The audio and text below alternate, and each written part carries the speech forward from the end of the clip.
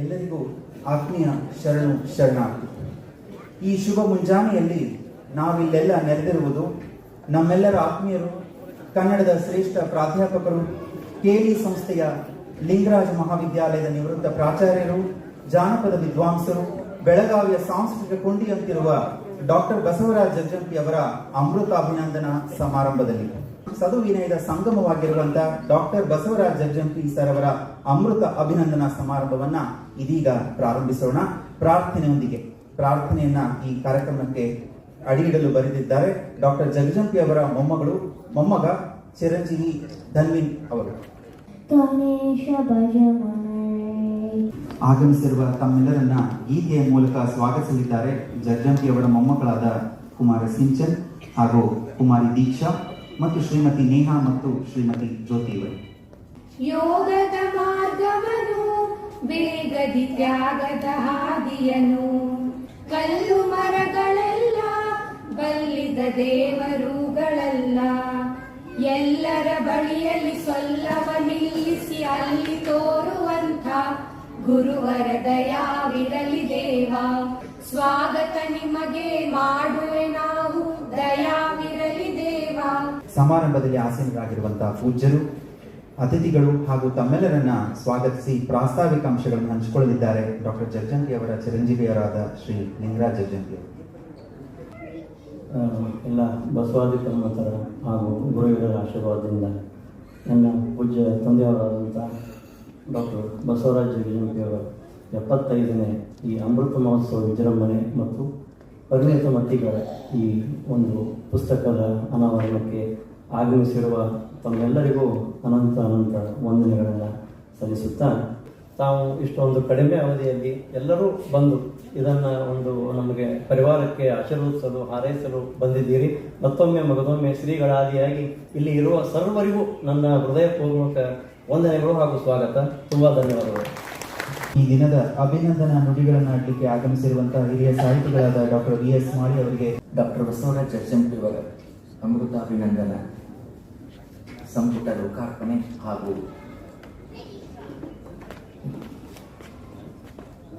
75ನೇ ವರ್ಷದ ಅಮೃತ ಮಹೋತ್ಸವದ ಈ ಸಮಾರಂಭದ ದಿವ್ಯ ಸಾನ್ನಿಧ್ಯವನ್ನು ವಹಿಸಿರುವ ಪರಮ ಪೂಜ್ಯ ಶ್ರೀ ಜಗದ್ಗುರು ಡಾಕ್ಟರ್ ತೋಂಟದ ಸಿದ್ದರಾಮ ಮಹಾಸ್ವಾಮೀಜಿಯವರಲ್ಲಿ ಹಾಗೂ ನಾಗನೂರು ರುದ್ರಾಕ್ಷಿ ಮಠದ ಪರಮ ಪೂಜ್ಯ ಡಾಕ್ಟರ್ ಅಲ್ಲಂಪ್ರಭು ಮಹಾಸ್ವಾಮೀಜಿಯವರಲ್ಲಿ ಅನಂತ ಪ್ರಣಾಮಗಳನ್ನು ಸಲ್ಲಿಸುತ್ತಾ, ಈ ಸಮಾರಂಭದ ಅಧ್ಯಕ್ಷತೆಯನ್ನು ವಹಿಸಿರುವ ಡಾಕ್ಟರ್ ಎಚ್ ವಿ ರಾಜಶೇಖರ್ ಸರ್ ಅವರು, ಮುಖ್ಯ ಅತಿಥಿಗಳಾಗಿ ಪಾಲ್ಗೊಂಡಿರುವ ಡಾಕ್ಟರ್ ಪ್ರಭಾಕರ್ ನಕ್ಕೋವೆಯವರೇ, ಶ್ರೀ ವೆಂಕಟೇಶ್ ಕೌಟಿಮಠ ಸರ್ ಅವರು, ಪ್ರಿನ್ಸಿಪಾಲ್ ಬಿ.ಎಸ್. ಗವಿಮಠ ಅವರು, ನನ್ನೊಂದಿಗೆ ಪ್ರಜ್ಞಾಪತಿ ಕೃತಿಯ ಪ್ರಧಾನ ಸಂಪಾದಕರಾಗಿ ಕಾರ್ಯನಿರ್ವಹಿಸಿದ ಡಾಕ್ಟರ್ ರಾಮಕೃಷ್ಣ ಮರಾಠೆಯವರು, ಕಾರ್ಯಕ್ರಮದ ಕೇಂದ್ರ ಬಿಂದು ಬಸವರಾಜ್ ಜಗಜಂಪಿ ದಂಪತಿಗಳೇ, ಇಲ್ಲಿ ಆಗಮಿಸಿದ ಅವರೆಲ್ಲ ಅಭಿಮಾನಿಗಳೇ, ಬಂಧುಗಳೇ, ಮಾಧ್ಯಮದ ಮಿತ್ರರೇ, ತಮ್ಮೆಲ್ಲ ವಂದನೆಗಳು. ಕಿತ್ತೂರು ರಾಣಿ ಚೆನ್ನಮ್ಮನ ಕನ್ನಡ ಕೀರ್ತಿಯನ್ನು ಹೆಗಲ ಮೇಲೆ ಹೊತ್ತು ನಾಡಿನ ತುಂಬೆಲ್ಲ ಮೆರೆಸಿದ ಬೆಳಗಾವಿಯ ಪುಣ್ಯದ ಮತ್ತೊಂದು ಪುರುಷ ರೂಪ ಡಾಕ್ಟರ್ ಬಸವರಾಜ್ ಜಗಜಂಪಿಯವರು. ಅವರ ಅಮೃತ ಮಹೋತ್ಸವಕ್ಕೆ ಬೆಳಗಾವಿ ಕನ್ನಡ ಭವನದ ಜೊತೆಯಲ್ಲಿ ತಾವೆಲ್ಲ ಸಾಕ್ಷಿಯಾಗಿರೋದು ಈ ನೆಲದ ಅಭಿಜಾತ ಸಾಂಸ್ಕೃತಿಕ ಪರಂಪರೆಗೆ ಸಂದ ಗೌರವವೆಂಬುದು ನನ್ನ ಭಾವನೆ. ಬೆಳಗಾವಿಗೆ ಇಂದು ಸಂಭ್ರಮದ ದಿನ, ಏಕೆಂದರೆ ಈ ಅಭಿನಂದನಾ ಜಗಜಂಪಿಯವರ ಸಾರ್ಥಕ ಬದುಕಿನ ನಿದರ್ಶನ. ಆತ್ಮಸಾಕ್ಷಿಯ ಬದುಕುವವರು ಬಲು ವಿರಳ. ಜಗಜಂಪಿಯವರ ಆತ್ಮಸಾಕ್ಷಿಯ ಬದುಕನ್ನು ಸಮಾಜವೇ ಪ್ರಮಾಣಿಸುತ್ತಿರುವುದು ಈ ಸಮಾರಂಭದ ವಿಶೇಷ. ಬಸವರಾಜ್ ಜಗಜಂಪಿಯವರ ಸಾಧನೆಗೆ, ಸೇವೆಗೆ, ಶ್ರೇಯಸ್ಸಿಗೆ, ಪ್ರಾಮಾಣಿಕತೆಗೆ ಮತ್ತು ಹೃದಯ ಹೃದಯದ ಆತ್ಮೀಯತೆಗೆ ತಮ್ಮೆಲ್ಲರ ಪರವಾಗಿ ಜಗಜಂಪಿ ದಂಪತಿಗಳಿಗೆ ಸಾವಿರದ ಅಭಿನಂದನೆಗಳು. ನಮಗೆ ಅವರ ಬದುಕಿನ ಸಾರ್ಥಕತೆಯ ಸಂಭ್ರಮ, ಅವರಿಗೆ ಧನ್ಯತೆಯ ಸಂತೋಷ. ಆತ್ಮಸಾಕ್ಷಿ ಬದುಕಿನ ಆತ್ಯಂತಿಕ ಫಲ ಧನ್ಯತೆಯ ತೃಪ್ತಭಾವ. ಅದಕ್ಕೆ ಹಾರ, ತುರಾಯಿ, ಶಾಲು, ಸನ್ಮಾನ ಬೇಡ ಎಂದು ವಿನಮ್ರದಿಂದ ನಿರಾಕರಿಸಿದುದು. ಪ್ರೀತಿಯಂತ ವಸ್ತು ಭವದಲ್ಲೇ ಕಾಣೆ ನಾ ಮನಗಂಡ ಮಾತು. ಇದು ಜಗಜಂಪಿ ಅವರ ವ್ಯಕ್ತಿತ್ವದ ತಾತ್ವಿಕತೆ KLE ಸಂಸ್ಥೆಯ ಸಂಸ್ಕೃತಿ. ಬೆಳಗಾವಿಯಲ್ಲಿ ಜನಿಸಿ ಬೆಳಗಾವಿಯ ಮಡಿಲಲ್ಲಿ ಬೆಳೆದು ಬೆಳಗಾವಿಯ ಲಿಂಗರಾಜ್ ಕಾಲೇಜಿನಲ್ಲಿ ಪದವಿ ಪಡೆದು ಆದರ್ಶ ಪ್ರಾಧ್ಯಾಪಕರಾಗಿ, ಖ್ಯಾತ ಸಾಹಿತಿಯಾಗಿ, ಅನನ್ಯ ವಾಗ್ಮಿಯಾಗಿ, ಸಾಹಿತ್ಯ ಪರಿಚಾರಕ, ಸಂಘಟಕ, ಗಡಿ ಕನ್ನಡದ ರಾಯಣ್ಣನಾಗಿ, ನೆಲಮೂಲ ಸಂಸ್ಕೃತಿಯ ಚಿಂತಕರಾಗಿ, ಜನಪದ ಸಾಹಿತ್ಯದ ರಾಯಭಾರಿಯಾಗಿ, ಪ್ರತಿಷ್ಠಿತ ಲಿಂಗರಾಜ್ ಕಾಲೇಜಿನ ಪ್ರಾಚಾರ್ಯರಾಗಿ ವೃತ್ತಿ ಬದುಕಿಗೊಂದು ಮಾದರಿಯಾದವರು ಜಗ್ಜಂಪಿಯವರು. ಕರ್ಕಿಯವರ ಕನ್ನಡ ದೀಪಗಳಿಗೆ ಎಣ್ಣೆ ಹನಿಸುತ್ತಾ ಸದ್ದುಗದ್ದಲದಿಂದ ದೂರವಿದ್ದವರು, ಆದರೆ ಯಾವಾಗಲೂ ವೇದಿಕೆಗಳ ಮೇಲೆ ಇದ್ದವರು. ಸಭೆ ಸಮಾರಂಭಗಳ ಅತ್ಯಂತ ಬೇಡಿಕೆಯ ಭಾಷಣಕಾರ. ಮಾತೆಂಬುದು ಜ್ಯೋತಿರ್ಲಿಂಗ, ಸ್ವರವೆಂಬುದು ಪರತತ್ವ. ನೆಲದ ಬದುಕಿನ ಸೊಗಡು ಕಣ್ಣು ಮುಂದೆ ತಂದು ನಿಲ್ಲಿಸುವ ಚತುರರು. ಜನಪದ ಮಟ್ಟುಗಳಿಗೆ ದನಿಯಾದವರು, ಕೊರಳಾದವರು, ಕೊಳಲಾದವರು. ಕಾಲವನ್ನು ಸಭೆಯಲ್ಲಿ ಕಟ್ಟಿ ನಿಲ್ಲಿಸುವಲ್ಲಿ ಸಿದ್ಧಹಸ್ತರು ಜಗಜಂಪಿಯವರು. ಜನಪದ ಸಾಹಿತ್ಯದ ರಸಗಂಗೆಯಲ್ಲಿ ನಮ್ಮನ್ನೆಲ್ಲ ಮೀರಿಸಿ ಮನವನ್ನು ಮಡಿ ಮಾಡುವ ರಸವಿದ್ಯೆಯ ಯೋಗಿ. ಅವರು ಹೆಚ್ಚು ಬರೆಯಲಿಲ್ಲ, ನಿಜ. ಬರೆದಷ್ಟು ಗಟ್ಟಿ ಚಿನ್ನ.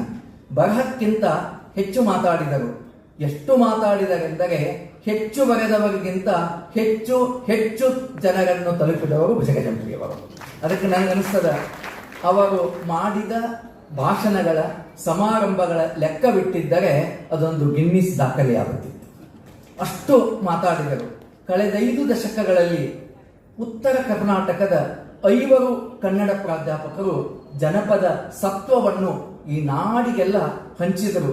ಅವರಲ್ಲಿ ಮೊದಲನೆಯವರು ಚಂದ್ರಶೇಖರ್ ಕಂಬಾರ್ ಅವರು, ಎರಡನೆಯವರು ಶಂಭು ಬೆಳಗಾರ್ ಅವರು, ಮೂರನೆಯವರು ಬಸವರಾಜ್ ಮಲ್ಶೆಟ್ಟಿಯವರು, 4ನೆಯವರು ಶ್ರೀರಾಮ್ ಇಟ್ಟಣ್ಣವರು, 5ನೆಯವರು ಬಸವರಾಜ್ ಜಗಜಂಪಿಯವರು.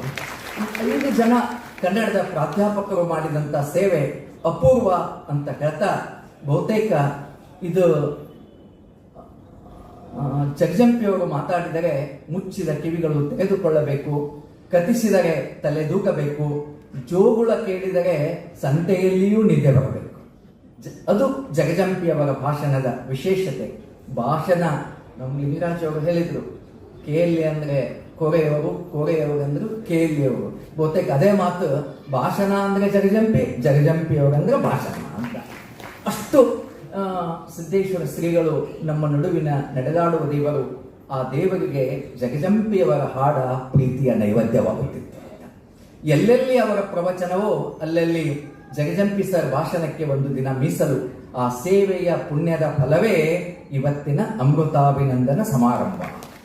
ಸಿದ್ದೇಶ್ವರ ಶ್ರೀಗಳ ಕೊನೆಗಾಲದಲ್ಲಿ ಅವರ ದರ್ಶನ ಬಯಸಿ ಜಗಜಂಪಿಯವರು ಜ್ಞಾನಯುಗಾಶ್ರಮಕ್ಕೆ ಹೋದಾಗ ಶ್ರೀಗಳು ತುಂಬಾ ಬಳಲಿದ್ದರು.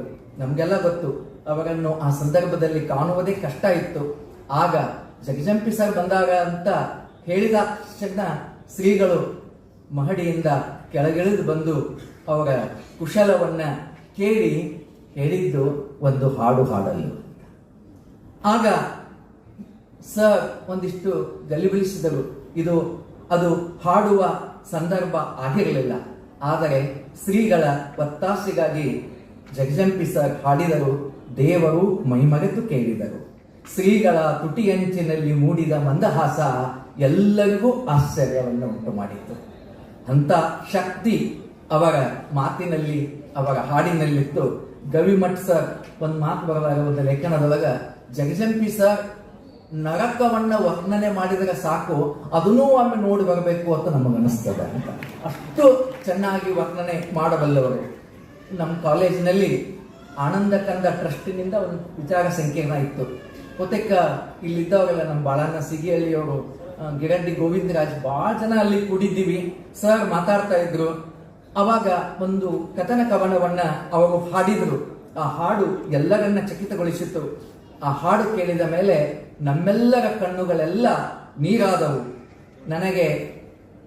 ವೈಯಕ್ತಿಕವಾಗಿ ನನಗೆ ಮೊಟ್ಟ ಮೊದಲು ಮಹೋನ್ನತಿಯ ಅನುಭವವಾಯಿತು. ನಾನು 20-30 ವರ್ಷ ಪಾಠ ಮಾಡಿದ್ದೆ ಲಾಂಗಿನೆಸ್ ಎಂದು. ಆದರೆ ಲಾಂಗಿನೆಸ್ ಅನ್ನು ಸಬ್ಲಿಮಿಟಿ ಸಿದ್ಧಾಂತ ಮೊಟ್ಟ ಮೊದಲು ಅವತ್ತು ನನಗೆ ಅರ್ಥ ಆಯಿತು ಅಂತ. ಆ ಲಾವಣಿ ಕೇಳಿದ ಮೇಲೆ ಬಹುತೇಕ ಅದನ್ನೆಲ್ಲ ಹೇಳೋದಿಲ್ಲ. ಕೇಸಿ ಮಾತನ್ನು ಕೇಳಿ ಬೀಸಿ ದೊನ್ನೆಲೆ ಬಡದ ಬಾಸಳೆದ್ದಾವ ಬೆಂತುಂಬ. ಬಾಸಳೆದ್ದಾವ ಬೆಂತುಂಬ ಕಣ್ತುಂಬ ಕಣ್ಣು ನೀರು ಹರಿದಾವ. ಈ ಲಾವಣಿಯ ಈ ಕಥನ ಕವನವನ್ನ ಸರ್ ಬಾಯಿಂದನೇ ಕೇಳಬೇಕು. ಕಣ್ತುಂಬ ಕಣ್ಣೀರು ಸೂಸಿ ನೀ ಹರಿದಾವ, ದಾಶಾಳದ ಮಡುವ ತೈಷಾವ. ಆ ಮಡು ದಾಶಾಳದ ಮಡು ತುಂಬುತ್ತದ, ಮುಂದ ಕೋಡಿ ಆಗ್ತದ, ಕೆರೆ ತುಂಬುತ್ತದ, ಕೆರೆ ಹೋಗಿ ಹಳ್ಳ ಆಗ್ತದ, ಆ ಹಳ್ಳ ಗೋಕಾವಿ ಮುಂದ ಹೊಳೆ ಆಗ್ತದೆ. ಅದ್ಭುತ. ಇದೇ ಸಬ್ಲಿಮಿಟಿ. ಆ ಹೆಣ್ಮಗಳು ಹೇಳ್ತಾಳ, ಗೋಕಾವಿ ನೀ ಮುಂದ ಹೊಳೆಯಾಗಿ ಕಣ್ಣೀರು, ನನ್ನ ಕಣ್ಣೀರು ಗೋಕಾವಿ ಮುಂದ ಹೊಳೆಯಾಗಿ ಹರಿಲಿಕ್ಕತ್ತದ, ಈಸಿವಾರನ್ನ ಕರಿಲಾಕ. ಬಹುತೇಕ ನಾವಿವತ್ತ ಸ್ತ್ರೀವಾದದ ಬಗ್ಗೆ, ಮಹಿಳಾ ಸಂವೇದನೆಗಳ ಬಗ್ಗೆ ಮಾತಾಡ್ತೀವಿ. ಅದರ ಮುಂದ ಈ ಕಥನ ಕವನದ ರೂಪಕ ಶಕ್ತಿ ಒಂದು ಮಹಾಕಾವ್ಯಕ್ಕೂ ಮಿಗಿಲಾದದು. ಅದನ್ನ ನಮಗೆಲ್ಲ ತೋರಿಸಿಕೊಟ್ಟವರು ಜಗಜಂಪಿ ಸರ್ ಅಂತ. ಅಲ್ಲಿ ಹೇಳ್ತಾರೆ, ಈ ಹಾಡನ್ನ ನಮ್ಮವ್ವ ಹಾಡ್ತಿದ್ದಳು ಅಂತ. ಜಗಜಂಪಿಯವರ ಕನ್ನಡಕ್ಕೆ, ಜಗಜಂಪಿಯವರ ಕಂಠಕ್ಕೆ, ಜಗಜಂಪಿಯವರ ದೃಶ್ಯೀಕರಣ ಸಾಮರ್ಥ್ಯಕ್ಕೆ ಸಹಸ್ರ ಸಹಸ್ರ ಚಪ್ಪಾಳಿಗಳು. ಅಲ್ಲಿ ಗಿರಡ್ಡಿಯವರಿದ್ರು.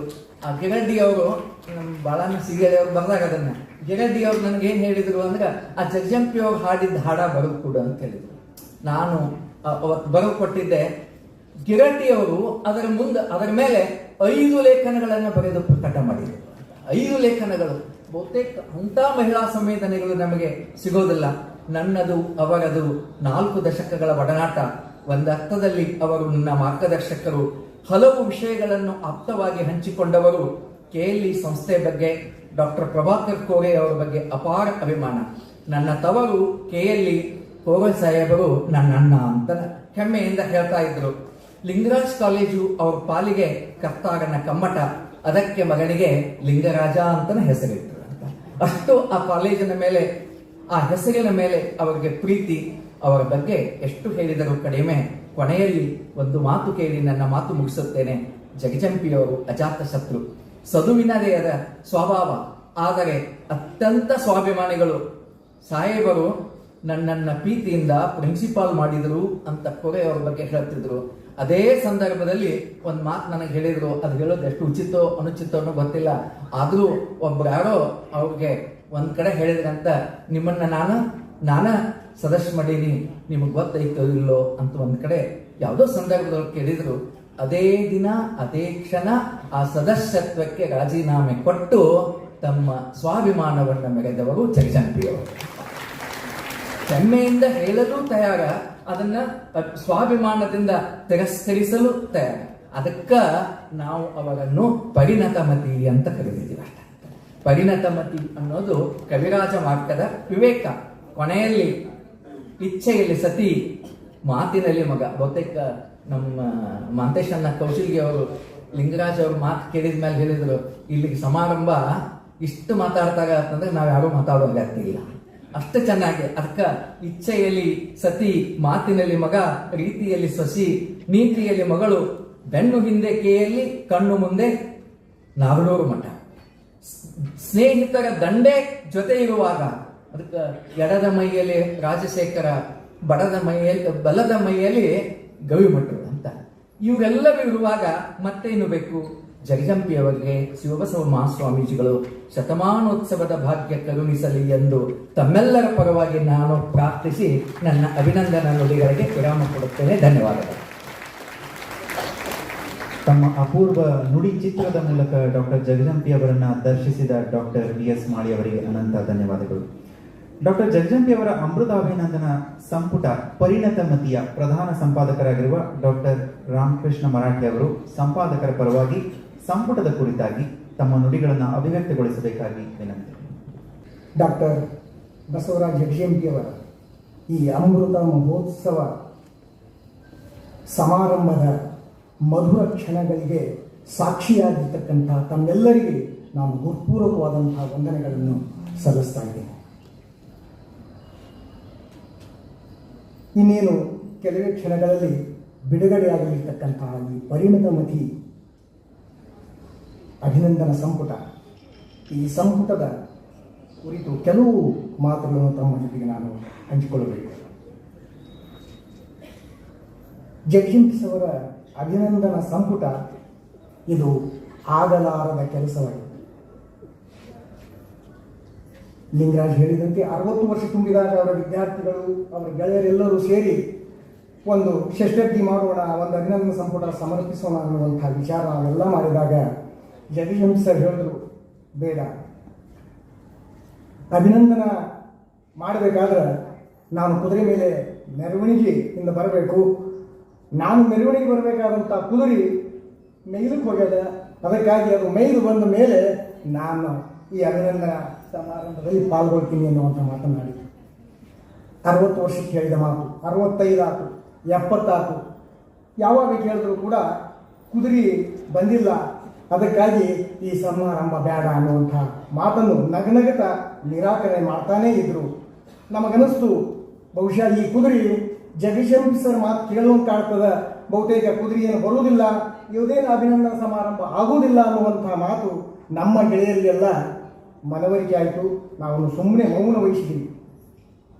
ಆದರೆ 75 ವರ್ಷ ತುಂಬತಕ್ಕಂಥ ಸನ್ನಿವೇಶ ಬಂದಾಗ ಅವರ ಪರಿವಾರದವರು, ಕುಟುಂಬದ ಮಟ್ಟಕ್ಕೆ ಅಪ್ಪನ ಈ ಅಮೃತ ಮಹೋತ್ಸವ ನಾವು ಆಚರಿಸಬೇಕು ಅನ್ನುವಂಥ ಚರ್ಚೆ ಅವರ ಮನೆಯಲ್ಲಿ ನಡೆದಾಗ ಇದರ ಸುಳಿವು ತಿಳಿದುಕೊಂಡಂಥವರು ಗೆಳೆಯರಾಗಿರ್ತಕ್ಕಂಥ ಪ್ರಕಾಶ್ ಗಿರಿಮಲ್ನವರ ಮತ್ತು ಮಹೇಶ್ ಗುರ್ನವರು.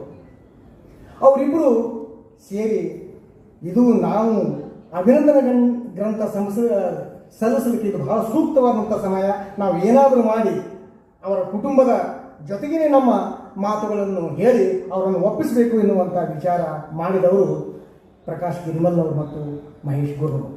ಅವರಿಬ್ಬರು ಅವರ ಕುಟುಂಬದ ಇತರ ಸದಸ್ಯರ ಜೊತೆ ಮಾತನಾಡಿ ಈ ಆಗಲಾರದ ಕೆಲಸವನ್ನು ಆಗು ಮಾಡಿದಂಥ ಈ ಇಬ್ಬರು ಗೆಳೆಯರು ಪ್ರಕಾಶ್ ಗಿರಿಮಲ್ನವರು ಮತ್ತು ಮಹೇಶ್ ಗುರ್ನವರು ಅವರೆಲ್ಲರಿಗೆ ನಾನು ತಮ್ಮೆಲ್ಲರ ಪರವಾಗಿ ಈ ಅಭಿನಂದನಾ ಸಂಪುಟ ಈ ಸ್ವರೂಪಕ್ಕೆ ಬರಲಿಕ್ಕೆ ಕಾರಣರಾಗಿರತಕ್ಕಂಥ ಆ ಇಬ್ಬರು ಸಂಪಾದಕರಿಗೆ ನಾನು ಹೃತ್ಪೂರ್ವಕವಾದಂಥ ಧನ್ಯವಾದಗಳನ್ನು ಸಲ್ಲಿಸ್ತಾ ಇದ್ದೀನಿ. ಆದ್ಮೇಲೆ ಈ ಇಬ್ಬರಿಗೆ ಸಹಕಾರ ಕೊಟ್ಟಂಥವರು ನಮ್ಮ ಆನಂದ್ ಜಕ್ಕಣ್ಣವರು ಮತ್ತು ಗೋವಿಂದರಾಜ್, ಇವರಿಬ್ಬರು ಕೂಡ ನೆರವು ನೀಡಿದರು. ಇನ್ನು ಪ್ರಧಾನ ಸಂಪಾದಕರಾಗಿ ನಮ್ಮ ಕೆಲಸ ಏನು ಮಾಡಿಸೋದು ಮತ್ತು ನಂದು ಅಂದ್ರೆ ಈ ಸಂಪುಟಕ್ಕೆ ಒಂದಿಷ್ಟು ಸಲಹೆ ಸೂಚನೆಗಳನ್ನು ಮಾತ್ರ ಕೊಟ್ಟಿದ್ದೀವಿ, ಉಳಿದೆಲ್ಲ ಕೆಲಸವನ್ನು ಪರಿಶ್ರಮ ಪಟ್ಟು ಮಾಡಿದವರು ನಮ್ಮ ಗಿರಿಮಲ್ನವರು ಮತ್ತು ನಮ್ಮ ಗುರುಗೌಡರು. ಹೀಗಾಗಿ ಅವರಿಬ್ಬರ ಪರಿಶ್ರಮದ ಫಲವಾಗಿ ಈ ಅಭಿನಂದನಾ ಸಂಪುಟ ಸಿದ್ಧ ಆಗಿದೆ ಎನ್ನುವಂಥ ಮಾತು ನಿಮ್ಗೆ ಹೇಳಬೇಕು. ಇದರ ಜೊತೆಗೆ ಈ ಅಭಿನಂದನಾ ಸಂಪುಟ ಸಿದ್ಧ ಆಯಿತು, ಪ್ರಕಟಣೆಗೆ ಹೋಗಬೇಕು, ನಾವು ಅಭಿನಂದನಾ ಸಮಿತಿಯ ಮೂಲಕ ಇದನ್ನು ನಾವು ಪ್ರಕಟ ಮಾಡ್ತೀವಿ ಎನ್ನುವಂಥ ಮಾತನ್ನು ಹೇಳಿದಾಗ ಅದಕ್ಕೂ ಕೂಡ ಒಪ್ಪಿಗೆ ಸಿಗಲಿಲ್ಲ. ಆವಾಗ ಅವರ ಮಗಳು ಅಮೃತ ಮತ್ತು ಮಗ ಲಿಂಗರಾಜ್ ಅವರಂದರು, ಈ ಅಮೃತ ಮಹೋತ್ಸವ ಸಮಾರಂಭದ ಎಲ್ಲ ಖರ್ಚು ವೆಚ್ಚ ಅಭಿನಂದನಾ ಸಂಪುಟ ನಾವೇ ನೋಡ್ಕೊಳ್ತೀವಿ, ಇದು ಕೌಟುಂಬಿಕ ಕಾರ್ಯಕ್ರಮವಾಗಿ ನೆರವೇರಲಿ ಎನ್ನುವಂಥ ಮಾತನಾಡಿದ್ರು. ಆವಾಗ ನಾವೆಲ್ಲ ಅಂದಿವಿ, ಮತ್ತು ನಮ್ಮ ಕೆಲಸ ಏನು? ಅವರಂದರು, ನಿಮ್ಮ ಕೆಲಸ ಶುಭಾಶಯಗಳನ್ನು ಸಲ್ಲಿಸುವುದು, ಶುಭ ಹಾರೈಕೆಗಳನ್ನು ಸಲ್ಲಿಸಿ, ಅದೇ ನಮ್ಮ ದೊಡ್ಡ ಭಾಗ್ಯ ಎನ್ನುವಂಥ ಮಾತನ್ನು ಹೇಳಿದರು. ಆ ಕುಟುಂಬದವರಿಗೆ ಅವರ ತಂದೆ ಮೇಲೆ ಇರ್ತಕ್ಕಂಥ ಪ್ರೀತಿ, ಸಾಹಿತ್ಯದ ಮೇಲೆ ಇರ್ತಕ್ಕಂಥ ಪ್ರೀತಿ, ಈ ಸಂಸ್ಕೃತಿ ಮೇಲೆ ಇರ್ತಕ್ಕಂಥ ಪ್ರೀತಿಗೆ ನಿಜಕ್ಕೂ ಅವರ ಕುಟುಂಬದವರು ನಿಜಕ್ಕೂ ಕೃತಜ್ಞತೆಗೆ ಅರ್ಹರು. ನಾವು ಅವರನ್ನು ತುಂಬ ಹೃದಯದಿಂದ ಅವರನ್ನು ಅಭಿನಂದಿಸ್ತೀನಿ ಮತ್ತು ಕೃತಜ್ಞತೆಗಳನ್ನು ಸಲ್ಲಿಸ್ತಾ ಇದ್ದೀನಿ. ಈ ಸಂದರ್ಭದಲ್ಲಿ ಈ ಕೃತಿ ಪ್ರಕಟ ಮಾಡಲಿಕ್ಕೆ ನಮ್ಮ ಪ್ರಕಾಶನ ಸಂಸ್ಥೆಯಿಂದ ಪ್ರಕಟ ಆಗಲಿ ಎನ್ನುವಂಥ ಸದಾಶಯವನ್ನು ವ್ಯಕ್ತ ಮಾಡಿದರು ಪೂಜ್ಯ ಕಾರಂಜಿ ಮಠದ ಪೂಜ್ಯರು. ಹೀಗಾಗಿ ಈ ಅಭಿನಂದನಾ ಗ್ರಂಥ ಈ ಸ್ವರೂಪಕ್ಕೆ ಬರ್ಲಿಕ್ಕೆ ಇವರೆಲ್ಲರೂ ಹಿನ್ನೆಲೆಯಲ್ಲಿ ಕೆಲಸ ಮಾಡಿದಂಥವ್ರು. ತ್ವರಿತ ಮುದ್ರಣದ ಅಶೋಕ ಕೂಡ ಬಹಳ 1 ವಾರದ ಅವಧಿಯೊಳಗೆ ಈ ಅಭಿನಂದನಾ ಗ್ರಂಥವನ್ನು ಇಷ್ಟು ಅಚ್ಚುಕಟ್ಟಾಗಿ ಪ್ರಕಟ ಮಾಡಿದಾರಲ್ಲ, ಅದು ಬಿಡುಗಡೆಯಾದ ಮೇಲೆ ತಮ್ಮ ಗಮನಕ್ಕೆ ಬರ್ತದ, ತಾವೆಲ್ಲ ನೋಡಬೇಕು. ಅದರ ಮುಖಪುಟದಿಂದ ಹಿಡಿದುಕೊಂಡು ಒಳಗಿನ ಎಲ್ಲ ವಿನ್ಯಾಸಗಳು ಕೂಡ ಬಹಳ ಅಚ್ಚುಕಟ್ಟಾಗಿ ಅಲ್ಲಿ ಮುದ್ರಣ ಆಗಿದೆ. ಇನ್ನು ಅಭಿನಂದನಾ ಗ್ರಂಥದ ಬಗೆಗೆ, ಇದಕ್ಕಿಟ್ಟ ಹೆಸರಿನ ಬಗೆಗೆ ಒಂದೆರಡು ಮಾತು. ಇದು ಏನು ಪರಿಣತಮತಿ, ಇದು ನಮ್ಮ ಕನ್ನಡದ ಆದ್ಯ ಗ್ರಂಥ ಕವಿರಾಜ ಮಾರ್ಗ. ಈ ಆದ್ಯ ಗ್ರಂಥದ ಒಳಗಡೆ ಇದು ನಮ್ಮ ಕನ್ನಡದ ಮೊಟ್ಟ ಮೊದಲ ಲಾಕ್ಷಣಿಕ ಗ್ರಂಥ. ಇದು ಬಹಳ ಅತ್ಯಂತ ಪ್ರಬುದ್ಧವಾಗಿರ್ತಕ್ಕಂಥ ಕನ್ನಡ ನಾಡಿನ ಬಗೆಗೆ, ಕನ್ನಡಿಗರ ಬಗೆಗೆ ತುಂಬು ಅಭಿಮಾನದಿಂದ ಹೇಳ್ತಕ್ಕಂಥ ಅನೇಕ ಮಹತ್ವದ ಸಂಗತಿಗಳು ಇರ್ತಕ್ಕಂಥ ಗ್ರಂಥ. ಈ ಗ್ರಂಥದಲ್ಲಿ ಒಂದು ಮಾತು ಬರ್ತಾ ಇದೆ, ಕನ್ನಡಿಗರು ಎಂಥವರು ಅಂದ್ರೆ ಕಾವ್ಯ ಪ್ರಯೋಗ ಪರಿಣತ ಮತಿಗಳು. ಅಂದ್ರೆ ಕನ್ನಡಿಗರು ಎಂಥವರು? ಅವರು ಶೂರರು, ವೀರರು, ಅವೆಲ್ಲ ಸರಿ. ಅದರ ಜೊತೆಗೆ ಅವರು ಬುದ್ಧಿವಂತರು, ಪರಿಣತ ಮತಿಗಳು ಇವರು ಎನ್ನುವಂತ ಮಾತನ್ನು ಹೇಳ್ತಾರೆ. ಹೀಗೆ ಓದದೆ ಬರೆಯದೆ ಕಾವ್ಯವನ್ನು ಕಟ್ಟುವಂತ ಕಲೆ ಉಳ್ಳವರು ಕನ್ನಡಿಗರು. ಇದು ಕನ್ನಡಿಗರ ದೇಶೀಯ ವ್ಯಕ್ತಿತ್ವವನ್ನು, ಅವರು ಜಾನಪದರ ಒಂದು ಗುಣ ಅವ್ರು ಎಂಥದ್ದು ಅಂತ ಹೇಳ್ತಕ್ಕಂತಹ ಈ ಗ್ರಂಥದಲ್ಲಿ ಈ ಪರಿಣತ ಮತಿ ಎನ್ನುವಂಥ ಶಬ್ದ ಬಹಳ ಅರ್ಥಪೂರ್ಣವಾಗಿ ಪ್ರಯೋಗ ಆಗಿದೆ. ಇದು ನಮ್ಮ ಜಗಜಂಬಿ ಸರ್ ವ್ಯಕ್ತಿತ್ವಕ್ಕೂ ಕೂಡ ಇದು ಅನ್ವಯಿಸ್ತದೆ ಎನ್ನುವಂಥ ಮಾತು ನಮ್ಮ ಸಂಪಾದಕ ಮಂಡಳಿಗೆ ಹಿಡಿಸ್ತು. ಏನು ಪರಿಣಾಮಮತಿ ಅಂದ್ರೆ ಜಗಜಂಪಿ ಸರ್ ಈ ನೆಲ ಸಂಸ್ಕೃತಿಯನ್ನು ಪ್ರೀತಿಸುವವರು, ಈ ನೆಲವನ್ನು, ಇಲ್ಲಿಯ ನಮ್ಮ ಜನಪದರ ಬದುಕನ್ನು ಪ್ರೀತಿಸ್ತಕ್ಕಂಥವ್ರು. ಹೀಗಾಗಿ ಜನಪದ ಬದುಕನ್ನು ಪ್ರೀತಿಸ್ತಕ್ಕಂಥವ್ರು. ಅವ್ರು ನೋಡಿದ್ರೆ ಹೊರಗೆ ಆಧುನಿಕರು, ಆದರೆ ಒಳಗೆ ಜನಪದರು. ಅವರು ಹಾಡ್ತಕ್ಕಂಥ ಹಾಡುಗಳು, ಅವ್ರು ಮಾತನಾಡಲಿಕ್ಕೆ ನಿಂತಾಗ ಎಷ್ಟೊಂದು ಜನಪದ ಬದುಕನ್ನು ಅವರು ಅನಾವರಣಗೊಳಿಸ್ತಾರಂದ್ರೆ ಅದೆಲ್ಲ ಈಗಾಗಲೇ ಮಾಳಿಸರ ಮಾತನ್ನು ಹೇಳಿದ್ದಾರೆ. ಇಂಥ ಈ ಜನಪದ ಬದುಕಿನ ಈ ವ್ಯಕ್ತಿತ್ವ ಅದಲ್ಲ, ಇದು ಅವರ ಪರಿಣತ ಹೆಸರಿಗೆ ಬಹಳ ಸೂಕ್ತ, ಅದು ಅರ್ಥಪೂರ್ಣ ಎನ್ನುವಂಥ ಮಾತನ್ನು ನಮಗನಿಸಿ ನಾವು ಈ ಗ್ರಂಥಕ್ಕೆ ಪರಿಣತ ಮತಿ ಎನ್ನುವಂಥ ಹೆಸರಿಟ್ಟಿವೆ. ಜಗಜಂಪಿ ಸರ್ ಅವರು ಪರಿಣತ ಮತಿಗಳೇ. ಮಾತಿನಲ್ಲಿ ಅವರು ಚತುರಮತಿಗಳು, ಬೋಧನೆಯಲ್ಲಿ ಕುಶಾಗ್ರಮತಿಗಳು, ಅದರ ಜೊತೆಗೆ ಅವರ ಸಂಸಾರ ಸ್ನೇಹದಲ್ಲಿ ಸೂಕ್ಷ್ಮಮತಿಗಳು, ಮಾತಿನಲ್ಲಿ ಚತುರ್ಮತಿಗಳಾಗಿರ್ತಕ್ಕಂಥ, ಹಾಡಿನಲ್ಲಿ ಮಧುರಮತಿಯಾಗಿರ್ತಕ್ಕಂಥ ಈ ಜಗಜಂಪಿ ಸರ್ ಅವರು ನಿಜಕ್ಕೂ ಕೂಡ ಪರಿಣತಮತಿ ಹೆಸರಿಗೆ ಅನ್ವರ್ಥಕವಾಗಿರ್ತಕ್ಕಂಥವ್ರು ಎನ್ನುವಂತಹ ಮಾತು ನಮ್ಮೆಲ್ಲರಿಗೂ ಬಹಳ ಖುಷಿ ಕೊಟ್ಟು ಆ ಹೆಸರನ್ನೇ ಈ ಅಭಿನಂದನೆ ಗ್ರಂಥಕ್ಕೆ ನಾವು ಇಟ್ಟಿರುವಂತಹ. ಇದೀಗ ಈ ಪರಿಣತಮತಿ ಸಂಪುಟದ ಲೋಕಾರ್ಪಣೆ ಕಾರ್ಯಕ್ರಮ, ಇದರ ಲೋಕಾರ್ಪಣೆಯನ್ನ ಕರ್ನಾಟಕ ಲಿಂಗಾಯತ ಶಿಕ್ಷಣ ಸಂಸ್ಥೆಯ ಕಾರ್ಯಾಧ್ಯಕ್ಷರಾದ ಡಾಕ್ಟರ್ ಬಾಕರ್ ಕೋರೆ ಅವರು ನಡೆಸಿಕೊಡ್ತಾ ಇದ್ದಾರೆ. ವೇದಿಕೆ ಮೇಲಿರುವಂತಹ ಪೂಜ್ಯರು ಹಾಗೂ ಎಲ್ಲ ಗಣ್ಯರು ಜೊತೆಯಾಗಿ ಡಾಕ್ಟರ್ ಬಸವರಾಜ್ ಜಗಜಂಪಿಯವರ ಅಮೃತಾಭಿನಂದನಾ ಸಂಪುಟ ಪರಿಣತಮತಿ ಇದೀಗ ಲೋಕಾರ್ಪಣೆಗೊಳ್ತಾ ಇದೆ. ಅವರ ಜೀವನದ ವ್ಯಕ್ತಿತ್ವದ ಮೈಲುಗಲ್ಲುಗಳ ಒಂದು ದಾಖಲೆ, ಸುಮಾರು 400 ಪುಟಗಳ ಬೃಹತ್ತಾದ ಅಭಿನಂದನಾ ಗ್ರಂಥ ಪರಿಣತಮತಿ ಇದೀಗ